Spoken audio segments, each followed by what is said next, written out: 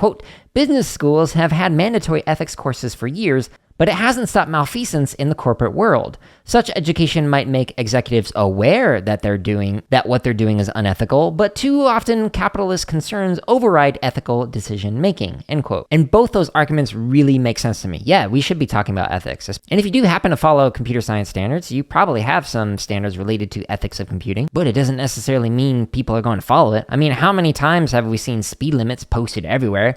And you look and you see somebody who is going 20 over while checking their Twitter feed. They're aware that there's a speed limit and they're just choosing to get somewhere else faster. It doesn't mean they're following the speed limit or, safe driving. So while it's important to talk about ethics, we also need to kind of talk about enforcing those ethics, whether it's through policy or responses from groups and corporations. Now, one episode that kind of talks about that is episode 153. And so if you listen to, it's titled, What If Freire Had Facebook? A Critical Interrogations of Social Media Woke Culture Among Privileged Voices in Computer Science Education Discourse. I highly recommend taking a look at that one, and talks about cancel culture and things like that, and how you can respond in ways that engage in dialogue with problematic behaviors, like problematic ethics or the lack of in tech fields or careers or products, etc. And hopefully you can engage in dialogue in ways that don't just come across as virtue signaling. So if you want to learn more about that, take a look at that episode. Again, episode 153.